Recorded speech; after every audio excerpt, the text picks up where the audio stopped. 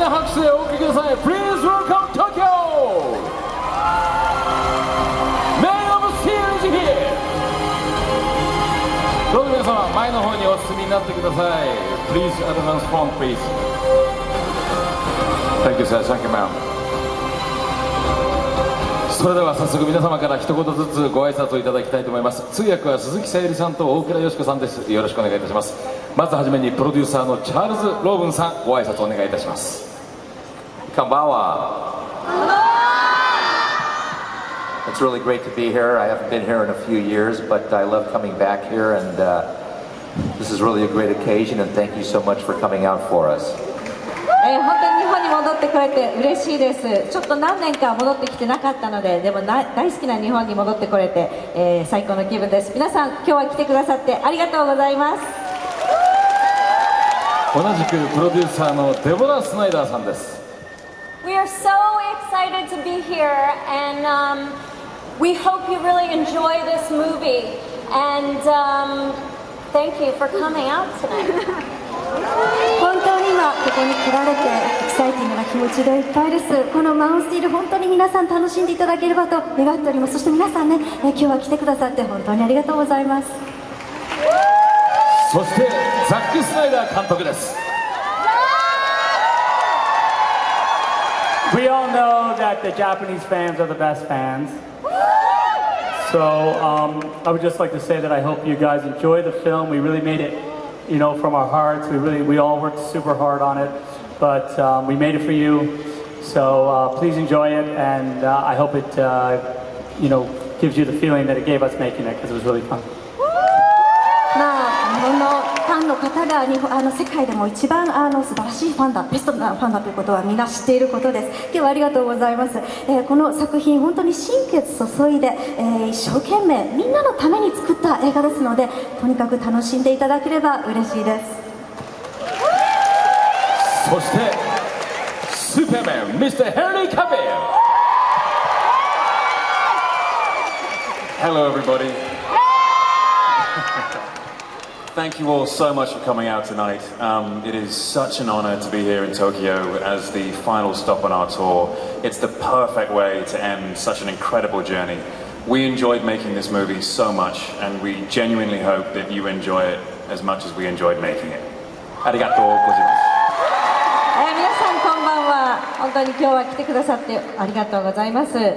東京に来れてとっても光栄に思います。これは私たちの、ワールドツアー最終、点になります。で、本当にツアーを終わる、完璧な場所だと思います。我々この映画本当に楽しんで作りましたので、皆さんもぜひですねこの映画を見て楽しんでいただけたらと思います。ありがとうございます。 Thank you very much。 それでは皆さんにいくつか質問していきましょう。まずはチャールズ・ローヴンさんに質問です。世界で一番有名なヒーローであるスーパーマンを今なぜ新しい形で作ろうと思われたのでしょうか。 Well, it was a challenge to come up with a way to make the character of Superman relevant for the 21st century, and that's really why we embarked on the journey of making the film. He's been a great iconic character for many generations, but we felt that the current generation really needed to understand a little bit more about the background of how Superman became Superman and the journey that he took, that he started with his parents sending him from Krypton and why that happened. And it's also one of the great immigrant stories, and that's another story that we felt needed to be told. 今回はですね、この非常によく知られたキャラクターを21世紀に、持ってきたいというチャレンジだったんですね。で、本当にもう長年、慣れ親しまれたこのキャラクターなんですけど、今この若い世代にとって、また、紹介したいという気持ちがありまして、でやはりですねこのスーパーマンがどこから来たのか、どうしてクリプトンから地球に送られてきたのか、そういうようなバックストーリーをぜひともですね今回は、入れたいと思いまして、それはある意味移民の話でもあるんです。ありがとうございました。デボラ・スナイダーさんに聞きます。この世界中からどうやってスーパーマンを見つけられたのでしょうか。そしてヘンリー・カビルさんのどこにスーパーマンの要素を感じられたのでしょうか。We searched all over the world to find this Superman, and Henry just embodied as a person so many qualities that Superman has. He also has this magical quality that's kind of inexplicable, and he's not bad on the eyes either. 本当に今回のスーパーマンを探すために世界中、回りました。そしてヘンリーさんなんですけれども、その人柄自体がスーパーマンが兼ね備えているさまざまな資質をもともとお持ちだったんですね。それに加えて何かこう言葉で説明できないようなマジカルなそういう資質を持ってらっしゃいます。あとね、やっぱりハンサムですものね。では監督に質問です。世界中で愛されているスーパーマンの新作の監督になった時の感想を教えてください。You know, I was nervous and frankly I was a little bit concerned because I'm a big fan of Superman, so I didn't want to well, I wanted to make sure I did it justice and did it right. And so you know, we really had to work hard to get the film to be all the things that it had the potential to be. We were talking earlier about that the film does draw, because I do draw on Japanese cinema and anime sometimes for my movies. And if you look at this film, there's one sequence that we looked at and were inspired by this anime called Birdie the Mighty, they call it in America, but I'm not exactly sure the name in Japan. But I think that, yeah, it's Yuki. What's his last name? Yeah. But anyway, so there's a lot of, for me, there's a lot of Japanese influence in the film. So maybe you'll check that when you see the film. You'll see that. 決まった時ですね、少し、大ファンなだけにね、スーパーマンの、ナーバス、ちょっと心配にもなりました。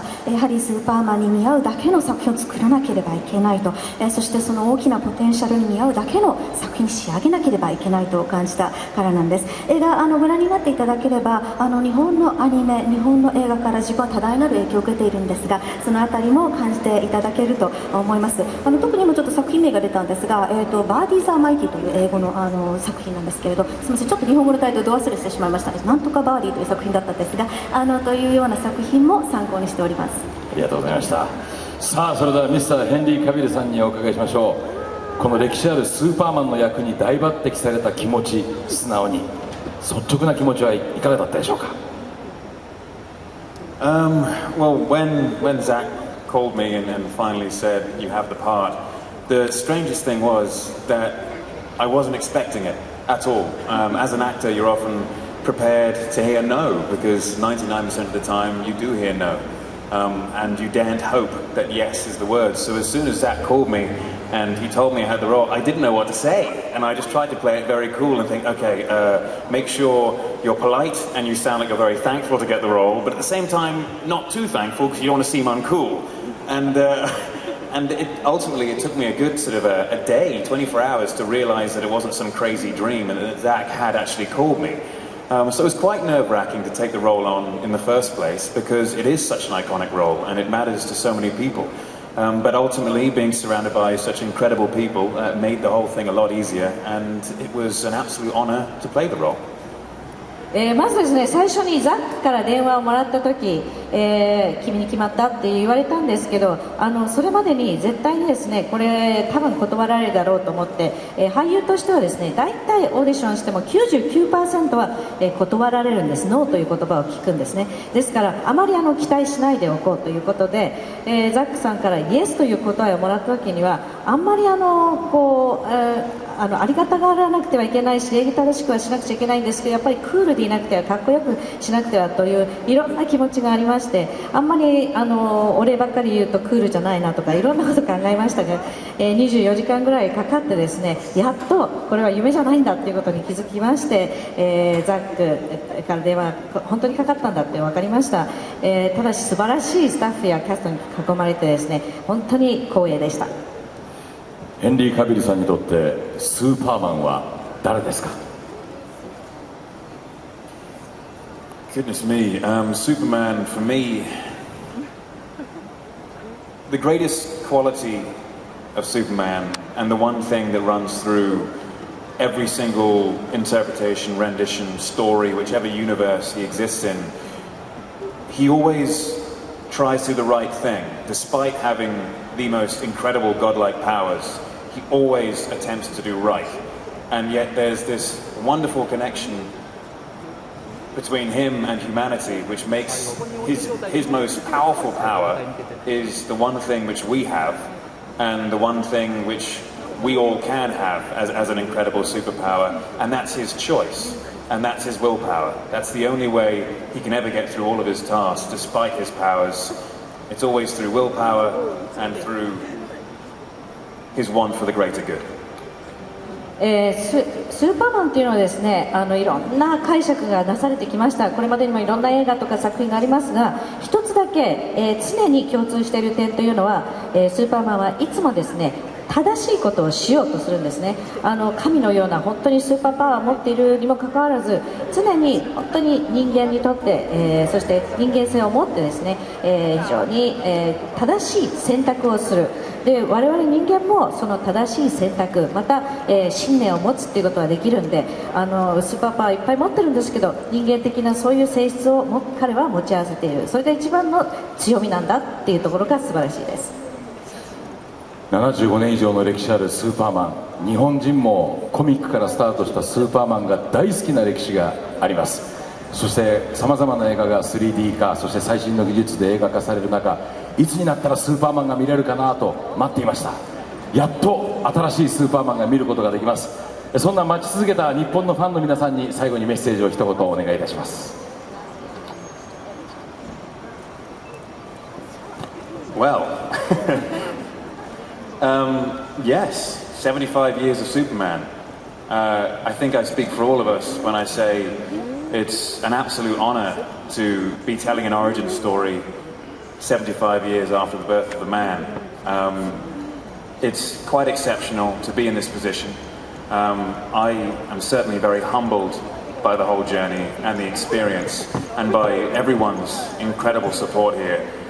So thank you all so much for being here. We really, really hope you enjoy the movie, because as I said before, we really enjoyed making it. It was an absolute honor, and it's an honor to be here in Tokyo. Thank you. 75年の歴史があるスーパーマンなんですけど、新しい、もう本当にいろんな話が今までにもありましたけど、今回は起源、オリジンの話です。75年も経って、その一番最初の彼の一番このストーリーの初めを語るわけなんで、僕がそういう立場にあるっていうのは本当に、謙虚な気持ちにさせられますし、皆さんの本当に温かい、サポートありがたく思います。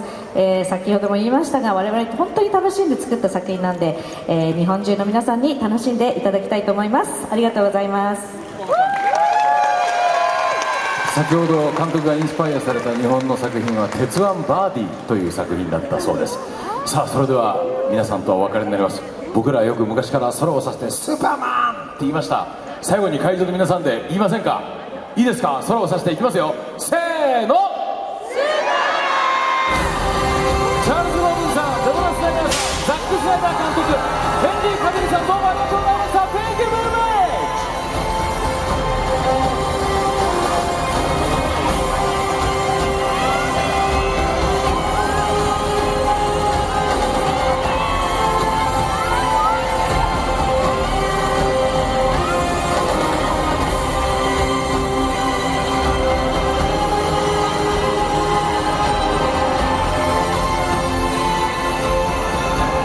皆さんはこれから試写会場の方に向かわれます。マン・オブ・スティール8月30日金曜日から全国一斉公開されます。この超話題作をぜひ堪能していただきたいと思います。